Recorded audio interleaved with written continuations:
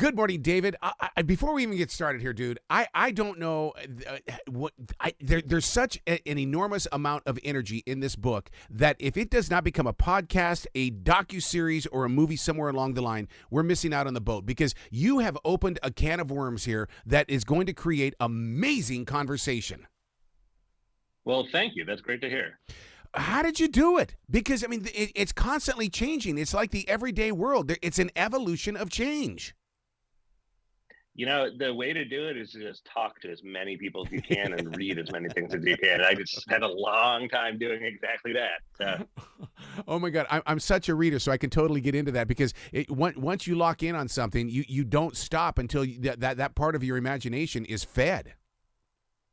Yeah, well, I've really enjoyed writing and reporting this book, so it's very gratifying to hear it resonating with people. So now, when to write about it, how do you turn it into story form without it sounding like, well, this is nothing more than a reference book?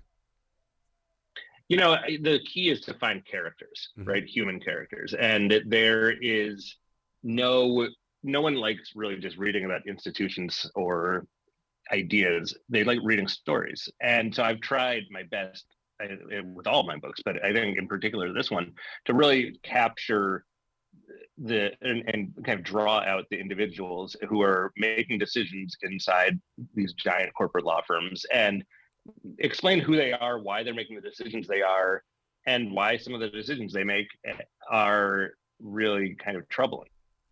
The name of the book is Servants of the Damned. Giant law firms, Donald Trump, and the corruption of justice. Now, personally, I'm going to be transparent. I've taken on a couple of these bigwig multimillionaires. I've won, but I don't think I won for the right reason. I won because they don't want to deal with the little guy. Mm-hmm. Yeah. Well, that is something. These law firms have become very adept at figuring out the most efficient and effective way to dispatch their opponents in court. And sometimes that means just reaching settlements and making it go away. And that is, in some cases, good for all parties. In other cases, though, it means that alleged wrongdoing that took place disappears from the public eye. And I think I've seen cases, I've been focusing a bunch on the whole baby formula scandal in recent months and how there have been allegations for years, it turns out, and lawsuits filed for years alleging that babies who consumed powdered infant formula died or were severely brain damaged. And law firms have managed, and one law firm in particular, Jones Day, has managed through a combination of secret settlements they've reached with families and just like hyper aggressive courtroom strategies, has managed up until very recently to keep that scandal secret. And I think one of the consequences of that type of just smash mouth lawyering that goes on is that it can kind of silence or mute at least these really important patterns that would have emerged otherwise and delays action.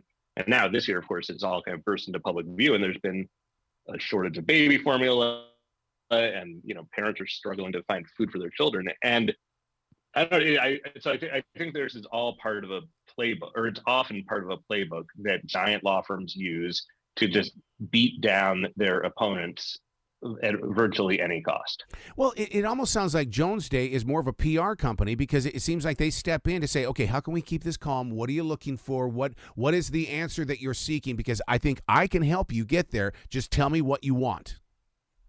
Yeah, I think that there's a lot of truth to that. And I think that one of the ways they view their jobs in representing giant companies is that, one of the most treasured assets that any company has is not its products or its bank account, it's its reputation. And so I've seen this over and over again with law firms in general, and Jones Day in particular, really almost becoming a public spokesman of sorts for the industries that they're representing. And the most visible example of this to me has come with Jones Day's representation of RJR, the tobacco company, where they have just not only deployed these like super aggressive, I think sometimes kind of shady legal tactics to intimidate witnesses or silence plaintiffs, things like that, but also have become essentially spokesmen for the industry. And that meant that at times, especially in the 80s and 90s, that they were really spreading a lot of the disinformation that the tobacco industry itself was spreading about, cigarettes not being dangerous or nicotine not being addictive, which of course they knew or should have known at the time was not true. But this pattern repeats itself, right? And the giant law firms will often go to extraordinary lengths on behalf of their clients. And those are services they're providing that are way, way, way beyond just providing the robust legal defense that everyone's entitled to under the Constitution. Well, look at what's happened with Juul. All of a sudden, yeah, sure, they've made it illegal to sell it and stuff like that, but still, there had to be some people behind the scenes that really kind of said, let's keep this at a low level here. We don't have to hear about those that have been affected by Juul, but by God, we're let's just remove it from the market so we can remove it from the front page.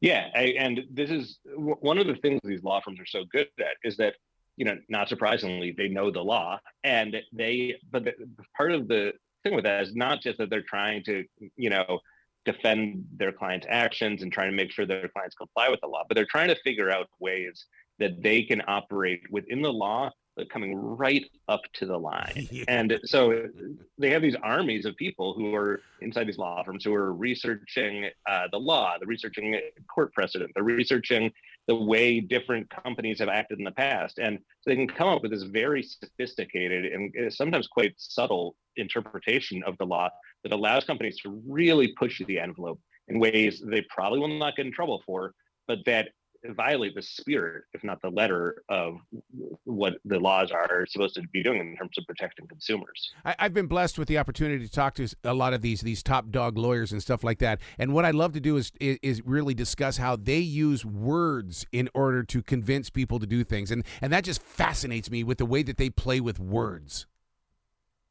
Well, that's good lawyering, right? And I want to be clear, what I'm writing in this book is not at all suggesting that these lawyers are anything but good. They're extremely good. They're so and one of the things that they do is with great effect is, you can take a sentence that means one thing and you split that sentence up into the 12 different words that comprise it. And if you look at those 12 different words in isolation, you can come away with a very different meaning than if you were to read that sentence as a kind of cohesive whole. And I think that that's a type of lawyering that allows you to open loopholes that might have been invisible to the naked eye. And it's not just arguing that in court, right? It's arguing that when a lawyer goes in on behalf of a client to lobby a regulator to take a different interpretation of the law, or to lobby a prosecutor to kind of see what a criminal statute in a different way than maybe he was seeing it originally.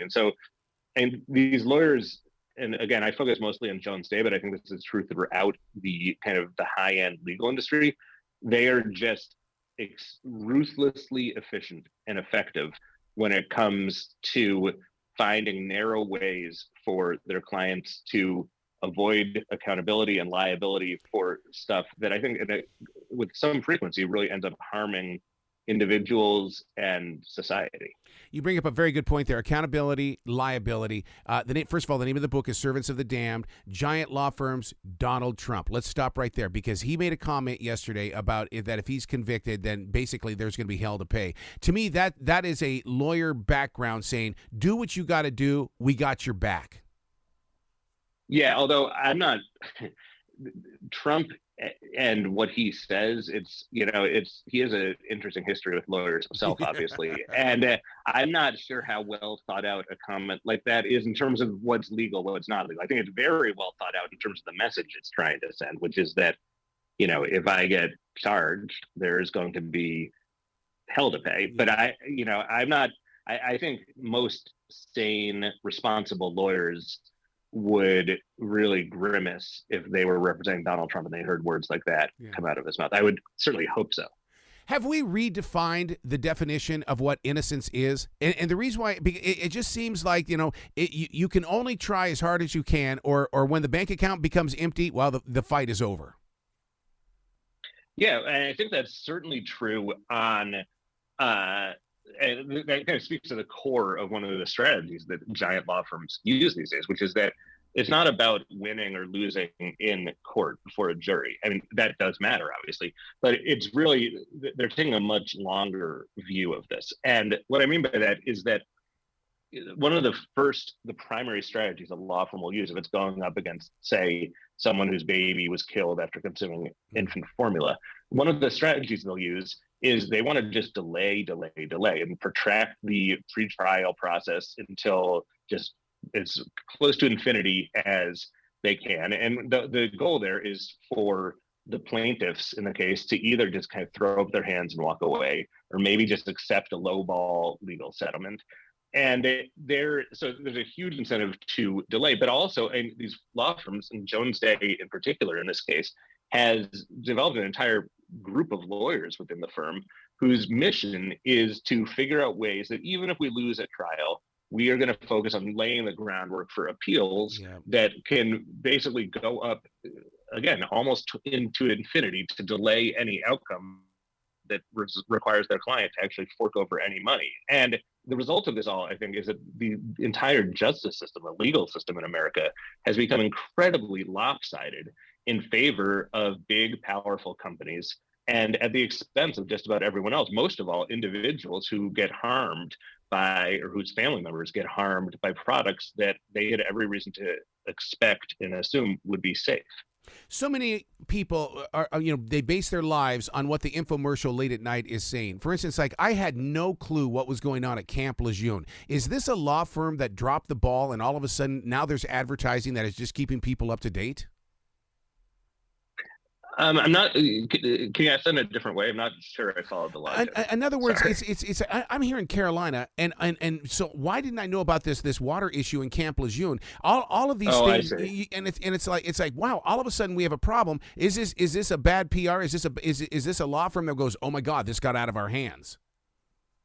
Yeah, I mean, I think one of the ways that the legal industry in general tries to deal with crises is that they become very close with their clients. And so if they want to know ahead of time, they want to know about a problem before it bursts into the headlines or before the government regulators show up at the doorstep. And I think one of the strategies there that they use is that, they know about problems ahead of time. They can then go to the government and say, look, we've uncovered this problem, and, kind of apparently come clean with it. But one of the things I've seen a bunch of law firms do in the past is that in the act of kind of fessing up to the government allows them to really set the terms of what the subsequent investigation that will follow out of this. And so I've seen examples of, not in the case you're talking about, but in, with banks being accused of manipulating financial markets, for example, where there will be a bank realizes that its employees have been up to no good, and it goes to the government, says, here's what's happened. And it turns out behind the scenes, what they really know is that even senior executives were involved in, or at least aware of what was going on. And really the entire institution is complicit. But by going beforehand to the government, they can say, look, we've found this problem. It was confined to the actions of like a few rogue employees. And the government often, not always, but often essentially takes the word of the lawyers that is the extent of the problem. And the government is eager to just kind of wash its hands of problems and move on. And so these law firms have become extremely adept at narrowing the scope of problems and keeping them contained in a way that means that giant companies, when they hurt the environment or they hurt people, they're rarely held fully accountable for that. Did you get the opportunity to talk with a lot of these lawyers? And the reason why I bring that up is because so many times I always look at them as being, they're just doing their job. It's like the men and women that serve our nation in the military forces. They're doing a job. But when you've got somebody like Jones Day, what happens to that lawyer that did all the digging, did all the research, did all the presenting and things like that? It's like the death of a salesman. They sit there and they bust their tail. And for what reason? I mean, what is their life on the opposite side?